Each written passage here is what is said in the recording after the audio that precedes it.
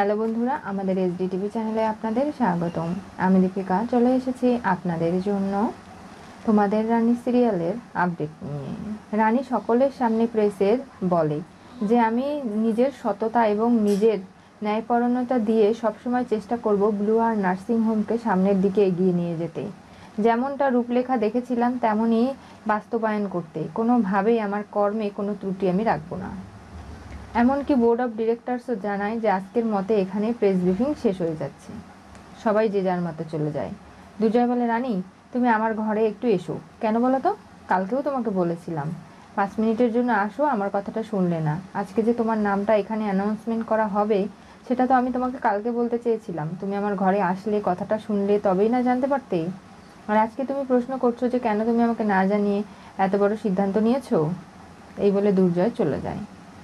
রানীর বন্ধু এবং বান্ধবী রানীকে জড়িয়ে ধরে, বলে, রানী তোর এত বড় একটা সফলতা, আমরা সত্যিই খুব খুশি। তুই যখন এই নার্সিংহোমে ছিলিস না, আমাদের তো আসতে ইচ্ছে করছিল না, আমাদের ভালো লাগতো না। আমি জানি তো তোরা আমাকে কতটা ভালোবাসিস, আর আমিও তোদেরকে খুব ভালোবাসি। তবে এখন থেকে আমার দায়িত্ব একলার নয়, তোদের মধ্যেও আমি ভাগ করে দেব। একজন ডাক্তারের সব থেকে প্রথম প্রায়োরিটি হচ্ছে তার রোগী। কোনো পেশেন্ট যেন ডাক্তার ছাড়া বিনা চিকিৎসায় চলে না যায়, সেই দিকটা আমাদের খেয়াল রাখতে হবে। আর এই নার্সিংহোমটা যেন খুব ভালোভাবে চলে সেটাও আমাদের দেখতে হবে। বুঝতে পেরেছিস নিশ্চয়ই? রানীকে কোনোভাবেই তার বন্ধু বান্ধব ছাড়ছে না। দুর্জয় ওদিকে অপেক্ষা করছে, বলছেন নিশ্চয়ই ওরা রানীকে আটকে রেখে দিয়েছে, এতদিন পরে পেয়েছে বলে। আমি ডাকলাম, এখনও আসছে না। কতটা সময় হয়ে গেল? তখনই রানী চলে আসে। তুমি এসেছো, দরজাটা লাগিয়ে দাও। কেন? দেখো দুর্জয়, এটা তোমার একটা হাসপাতাল, এটা প্রফেশনাল জায়গা, এখানে পার্সোনাল সম্পর্কের কোনো জায়গা নেই। তুমি চুপ করো তো। এই বলে দরজা লাগিয়ে দেয় দুর্জয়। এরপরে রানীকে জড়িয়ে ধরে। রানীর সঙ্গে ঘনিষ্ঠ মুহূর্ত কাটানোর চেষ্টা করলে রানী বলে, না দুর্জয়, এগুলো এখন নয়। তুমি আমাকে কথা দাও যে কখনো আমাকে অবিশ্বাস করবে না। তোমাকে কেউ যদি কোনো কিছু আমার নামে এসে বলে, তুমি সরাসরি আমাকে জিজ্ঞাসা করবে। আমি যা বলবো তুমি সেটাই বিশ্বাস করো। এরকম করে আমাদের সম্পর্কের এত বছর আমরা দূরত্বও কাটিয়ে ফেললাম। জীবনটাই তো অর্ধেক চলে গেল। সময় থাকতে আমরা নিজেদের বিবাহিত জীবনে সুখ আনন্দ এগুলো করতেই পারলাম না। এখন আর কি হবে বলো তো? রানী, সরি, আমি জীবনে অনেক বড় ভুল করে ফেলেছি, আমাকে ক্ষমা করে দাও তুমি। এরপরে রানী কান্না করে দুর্জয়কে জড়িয়ে ধরে। তার বুকে মাথা রেখে রানীর যেন অনেকটাই শান্তি মেলে। দুর্জয় রানীর চোখের জল মুছিয়ে দেয়। আর বলে, এরকম কখনো হবে না, বিশ্বাস করো। আমি তোমাকে সব থেকে বেশি ভালোবাসি, আর তোমার কথাকেই আমি প্রাধান্য দেব। রানী দুর্জয়ের সমস্ত ভুল বোঝাবুঝি মিটে যায়। বাড়িতে সবাই মিলে যখন আনন্দ করছে, ওদিকে অনিশা টিভিতে এই সমস্ত কথা শুনে প্রচণ্ড রেগে যায়।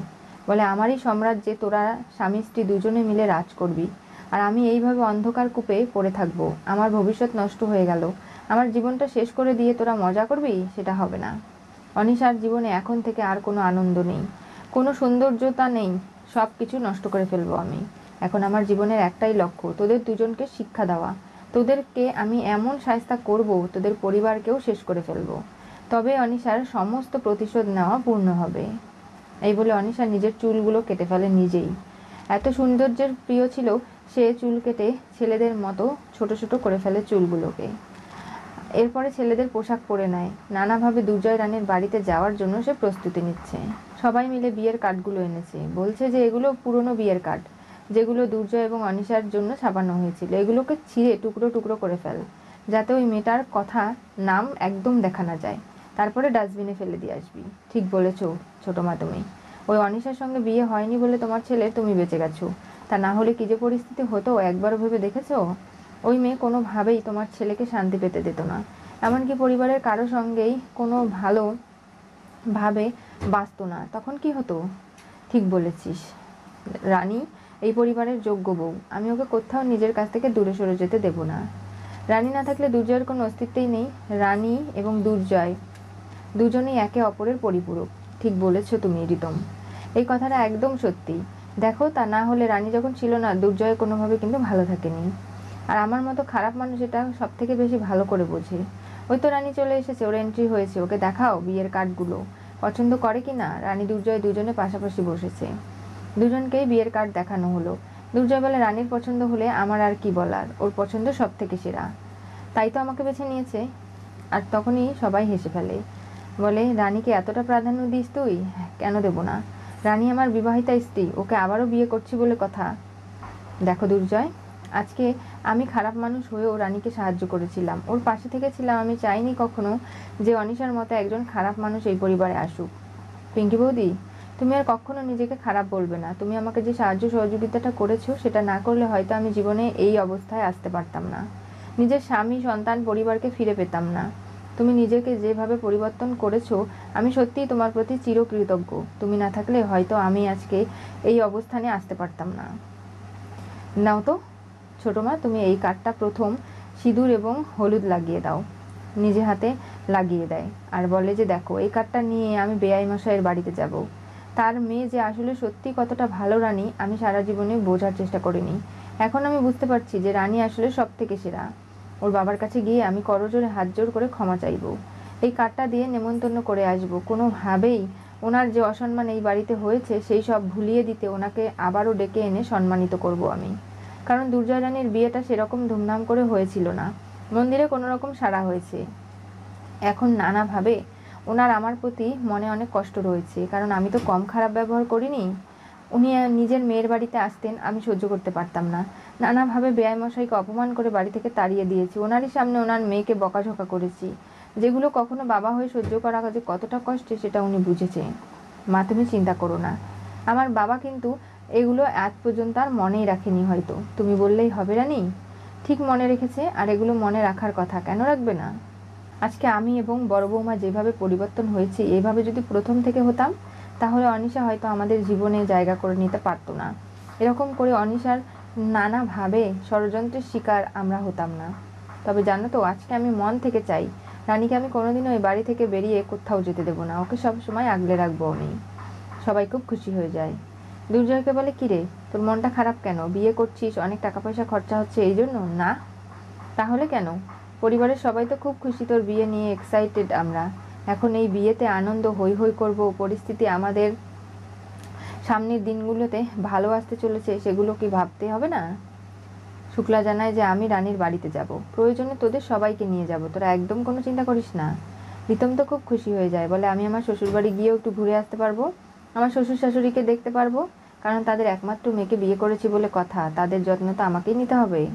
ঠিক আছে, তাহলে সবাই মিলে যাব, কোনো সমস্যা নেই।